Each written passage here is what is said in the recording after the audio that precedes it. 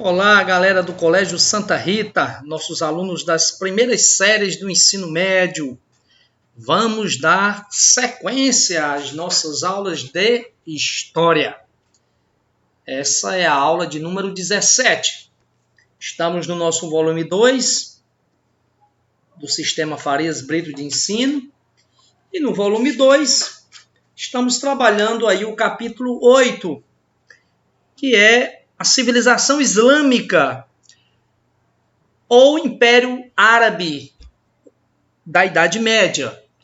Durante a Alta Idade Média, mais precisamente no século VII depois de Cristo, lá na Península Árabe nasce um movimento religioso na liderança de Maomé, considerado profeta do islamismo, dessa nova crença religiosa que passou a ser difundida numa região tomada pela fragmentação política e religiosa, tomada pelo politeísmo, tomada pela falta de unidade política naquele território da Península Árabe.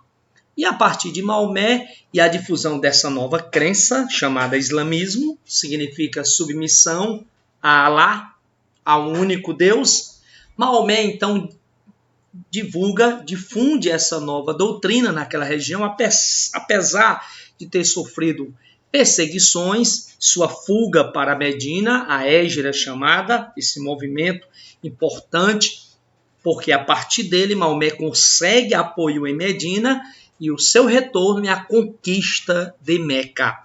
Quando Maomé morreu, toda a Península Árabe já havia se convertido ao islamismo. Portanto, Maomé conseguiu, pela via religiosa, pela unidade religiosa, a unidade política, aquela região foi alcançada. Vamos dar continuidade a esse tema, a esse conteúdo, com a expansão do Império Árabe ou Islâmico após a morte de Maomé. Ou seja, vamos falar da expansão árabe ou islâmica pelo Oriente, pelo norte da África, até inclusive chegar à Península Ibérica na Europa. Após a morte de Maomé, que aconteceu no ano de 632 depois de Cristo, a partir do Jihad, um dos preceitos e princípios dessa nova crença religiosa, a chamada Guerra Santa Jihad, que seria a conversão dos infiéis ao islamismo pela via militar, pela via de conquistas militares. A partir disso, ocorreu um processo de expansão, de dominação dos árabes por outros cantos fora da Península Árabe.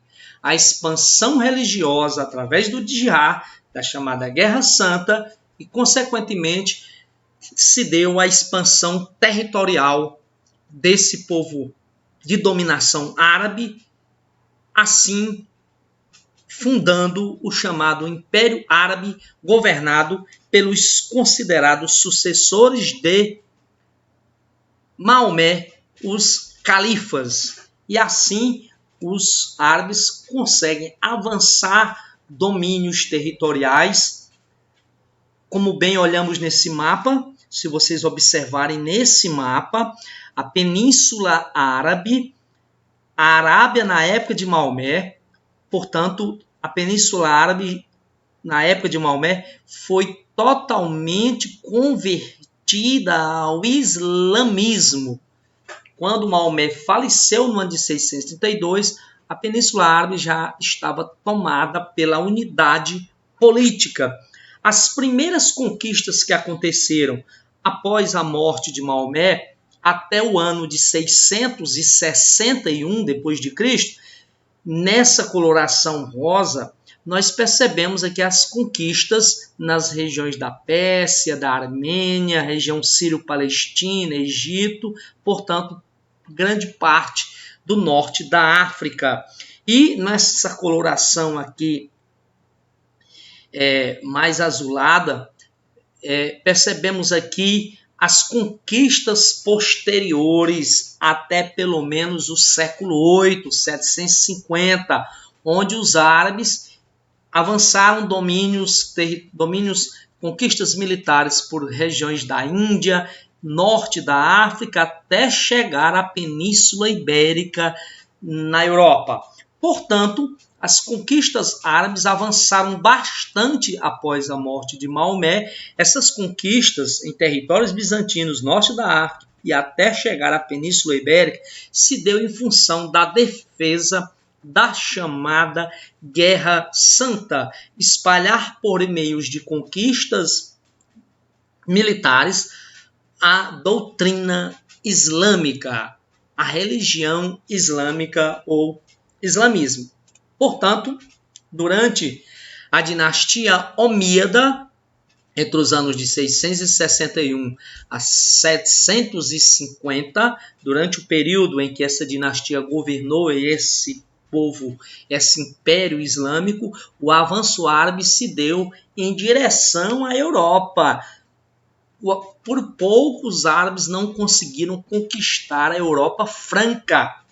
Os francos, um reino da Alta Idade Média da Europa Ocidental, um reino bárbaro, um dos reinos que mais se destacaram na Europa feudal, os francos conseguiram deter os francos, que eram um reino cristão. A conversão dos francos tinha ocorrido ainda no século V, a partir da conversão do primeiro rei franco, Clovis. Os francos, por ser um reino católico, cristão, portanto, saíram em defesa do seu território, e haveria, assim, uma grande batalha, uma batalha importantíssima, porque iria deter o expansionismo islâmico pela Europa.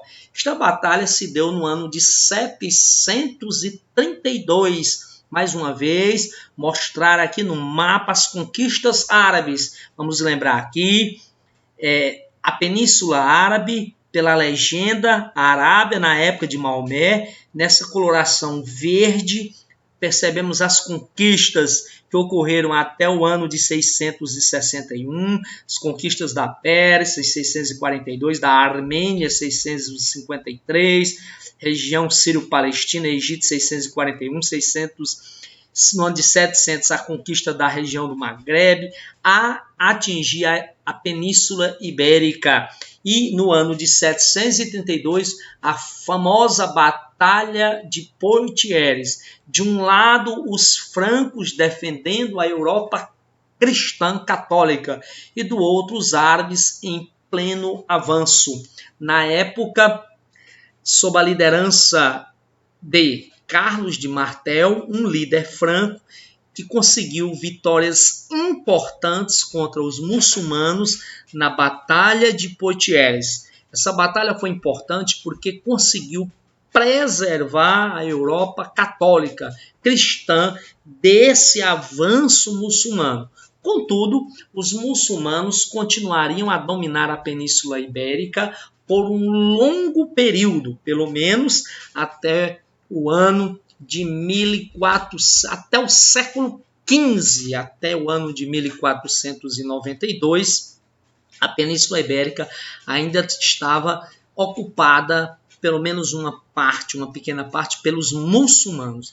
Esse processo de retomada desses territórios da Península Ibérica iriam se tornar intensas, essa guerra santa contra os muçulmanos na península, principalmente a partir do século XI até o século XV. Foram longos séculos de conquistas, guerras essas que ficaram conhecidas como guerras de reconquistas, de um lado os católicos, do outro os muçulmanos. Daria origem a reinos cristãos na Península Ibérica, reinos esses, Leão, Castela, Aragão e Navarra, que se tornaria no futuro a monarquia nacional portuguesa e a monarquia nacional espanhola. A grande e famosa Batalha de Poitiers, portanto, foi importante para deter o avanço árabe na Europa. barrado pelos francos, um reino católico da Europa feudal, bárbara, sob a liderança de Carlos de Martel, e a famosa Batalha de Poitiers consegue assim deter a expansão árabe pela Península Ibérica, pela Europa, na verdade, né? A conquista da península foi avançando e conseguiu deter o avanço por outros territórios da Europa. A Península Ibérica continuaria ainda ocupada, dominada por essas populações de origem árabe, ainda dentro do território do Império Islâmico, por um longo tempo. E havendo as chamadas guerras de reconquistas, que iria durar pelo menos até o século XV, quando os árabes são definitivamente expulsos da Península Ibérica. Durante a dinastia Abássida, uma outra dinastia árabe, entre os anos que governou o Império Árabe entre os anos de 750 a 1258, a unidade do grande Império Islâmico acabou sendo quebrada, havendo a formação de 3 califados, 3 líderes, 3 califas, 3 sedes de governo desse Império Islâmico. Um califado com sede em Córdoba, na Península Ibérica, um outro califado com sede em Bagdá, na região da Mesopotâmia, e um outro califado na cidade de Cairo, portanto, Egito.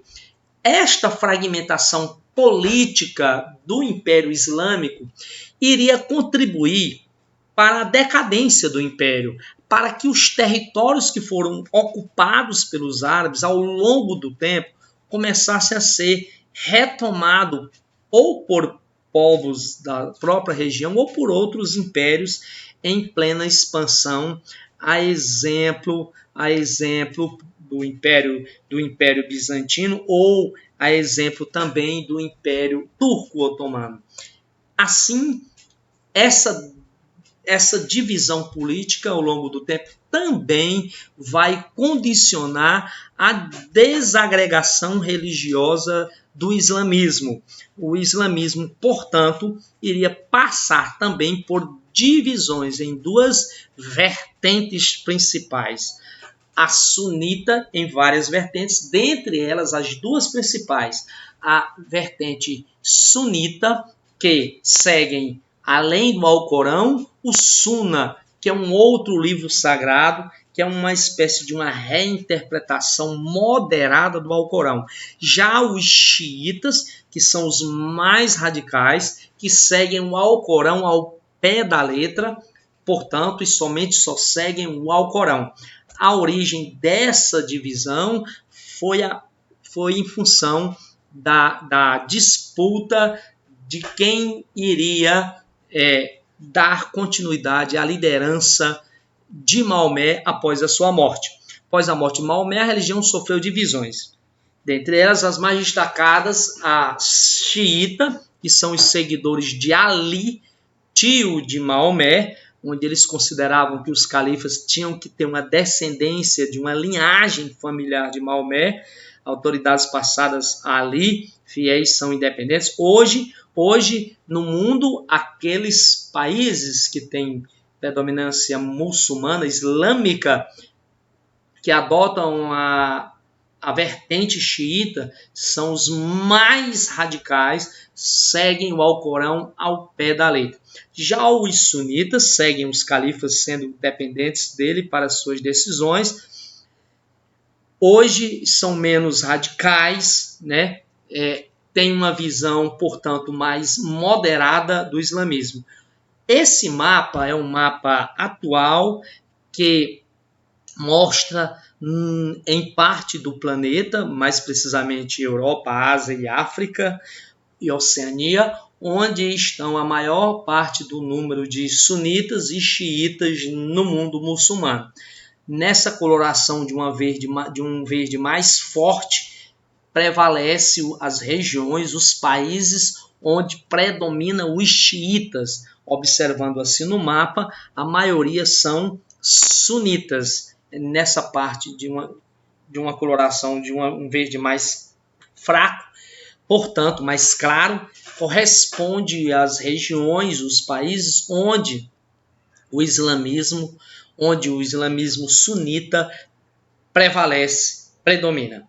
Portanto, assim está dividido no mundo. Mais uma vez, as duas correntes às quais o islamismo se dividiu, as duas principais, o sunismo, corrente considerada mais moderada, separa um pouco política e religião, menos radical, tem uma interpretação mais moderada do Alcorão, enquanto que o xiismo é a vertente mais radical do islamismo, é a corrente do chamado fundamentalismo religioso, onde acredita que Estado e política, esses dois temas têm que andar juntos, devem estar a serviço da expansão da fé e dos ensinamentos da religião, portanto, da chamada Guerra Santa. Vamos aqui. Sabemos que a expansão do Império Islâmico se deu principalmente por conta da Guerra Santa, da chamada Guerra Santa, e os preceitos do islamismo. A religião islâmica foi, assim, importante para que Maomé pudesse justificar seus planos, seus projetos políticos, que era dar unidade política àquela região árabe tomada pela fragmentação do poder. Então vamos aqui explicar os principais preceitos do islamismo, da religião islâmica. Assim, eles seguem Alá, portanto, o monoteísmo, a crença num único Deus. Alá significa Deus em árabe. Maomé passou a difundir naquela região que antes era tomada pela crença em vários deuses, portanto, no chamado politeísmo religioso. Todo muçulmano tem que pelo menos orar 5 vezes ao dia nessa posição. Nessa posição, com a cabeça ao chão, joelho dobrado, voltado para Meca, deve, portanto, orar 5 vezes ao dia. Aí, portanto, estão 2 princípios do islamismo. Todo muçulmano tem que jejuar no chamado mês Ramadã. No calendário muçulmano, é claro, eles possuem um outro calendário, um calendário cujo marco inicial desse calendário é a Hégira, é a fuga, é o fato que lembra a fuga de Maomé e seus seguidores de Meca para Medina, que no nosso calendário aconteceu no ano de 622. Contudo, o calendário muçulmano ele é lunar, ou seja, o mês corresponde à translação da lua em torno da terra. O ano muçulmano, para os muçulmanos, é mais curto que o calendário cristão, em número de dias. Todo muçulmano tem que peregrinar pelo menos uma vez na vida, se tiver condições financeiras, de peregrinar ao principal santuário muçulmano, que é o santuário do Kaaba, chamada Casa de Deus, de Alá. Lá dentro desse santuário ainda é mantido a pedra negra, essa pedra em que eles acreditam que, de fato, as pessoas que visitam esse santuário, os pecados são transferidos para essa pedra. Todo muçulmano tem que abster-se de álcool e de carne de porco, carne suína, e tem que participar da Guerra Santa aos infiéis, que é espalhar espalhar o islamismo. A ala xiita adota o uso, inclusive, da violência armada para expandir a fé islâmica para outros cantos do mundo. Os povos árabes foram importantíssimos na difusão de cultura oriental pela Europa Ocidental. Eles serviram de intermediários nessa expansão árabe pelo norte da África e pela Europa, até a Europa, quando chegam à Península Ibérica. Eles, portanto, serviriam como ponte para levar a cultura do Oriente para a Europa.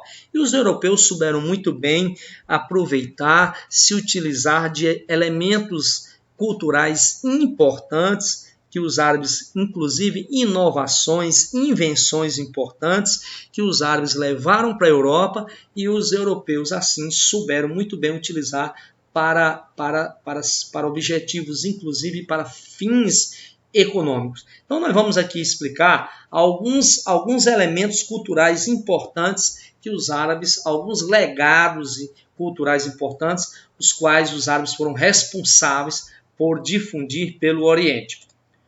Exemplo, difundiram elementos culturais da China e da Índia pela Europa.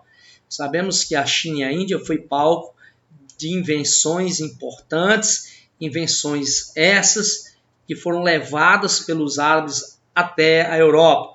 A exemplo dos numerais indo-arábicos, uma invenção hindu, onde esses numerais foram sendo aperfeiçoados pelos árabes e levados até a Europa, e os europeus acabaram aperfeiçoando mais ainda. Nessa imagem demonstra a evolução da numeração indo-arábica. Esses numerais foram importantes para simplificar o uso de números, né, em cálculos.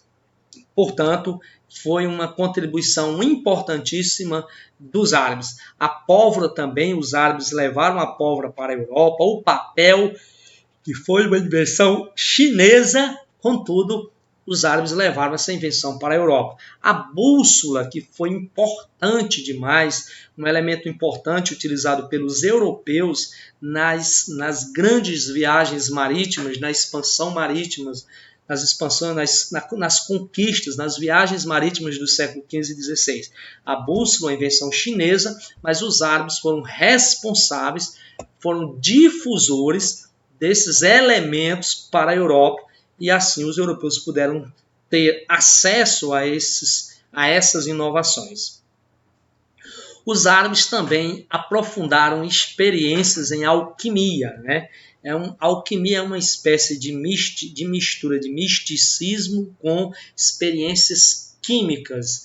Os árabes buscavam um líquido chamado elixir da vida que pudesse rejuvenescer as pessoas, ou à procura de um antídoto, de um líquido que pudesse transformar metais, qualquer metal, em ouro. Claro que eles não conseguiram descobrir tais invenções, tais elementos. Contudo, as experiências em alquimia foram importantes para que os árabes pudessem descobrir uma série de produtos, conseguir inventar uma série de produtos químicos ou descobrir produtos a partir de suas misturas. Produtos esses que foram bastante importantes ou que passaram também a ser difundidos pela Europa, produtos que colaboraram para avanços na química, na ciência, portanto. No campo da arquitetura, os árabes se destacaram bastante na construção de seus templos, de suas mesquitas. Se observarmos na arquitetura algumas peculiaridades, como arcos, colunas finas e cúpulas arredondadas, portanto, são características específicas da arquitetura árabe. E no campo da literatura, os árabes foram importantíssimos na difusão desta obra, a chamada As Mil e Uma Noites, uma grande obra literária com contos, fábulas e aventuras. As Mil e Uma Noites trata-se de uma coleção de histórias e contos populares originários do Oriente Médio e do Sul da Ásia, compiladas em língua árabe a partir do século XI, cujo idioma original era a língua árabe. com personagens de história importante, como Simba, Ali Baba e os 40 Ladrões, Aladim, e, portanto, são personagens presentes em histórias apresentadas nessa obra chamada As Mil e Uma Noites. As Mil e Uma Noites é uma série de histórias em cadeia, narrados por Sherazade, esposa do rei Shahriar. Esse rei, conta a história que esse rei louco, traído por sua primeira esposa, despôs uma noiva diferente todas as noites, mandando matá-las na manhã seguinte. Sherazade consegue escapar desse destino, contando histórias maravilhosas sobre diversos temas que captam a curiosidade do rei dia a dia. Ao amanhecer, Sherazade interrompe cada conto para continuar na noite seguinte, o que mantém viva ao longo de várias noites as 1001 do título, ao fim das quais o rei já se arrepende de seu comportamento e desistiu de executá-la. Então, muito interessante essa história, As 1001 Noites, contada aí nessa obra literária dos árabes. Portanto, As 1001 Noites. Lembrar aos nossos alunos, observar esse mapa que retrata a Europa medieval. Nós aqui já estudamos o Reino dos Francos, que no seu auge, na época do Carlos Magno, o grande Império Carolíngio, cuja capital era a cidade de Aix-la-Chapelle. O Império Carolíngio, esse mapa, ele retrata a Europa Ocidental e a Europa Oriental do século IX. Portanto, a existência dos três grandes impérios da Idade Média, que nós aqui já trabalhamos. O Império Carolíngio, que é o reino dos francos em seu apogeu, que conquistou esses vastos territórios. O Império Bizantino, no século IX, dominava uma parte aqui da Grécia, de regiões, capital Constantinopla, regiões da Ásia Menor, o Império Bizantino, e aqui na Península Ibérica, nessa coloração verde, os domínios, o Império Muçulmano. São os impérios medievais que nós já estudamos, nós já trabalhamos o Império Bizantino, no capítulo 7 da Europa Feudal, falamos do Império Carolíngio também, nesse capítulo 7, e agora estamos aqui concluindo o chamado Império Islâmico, Império Árabe.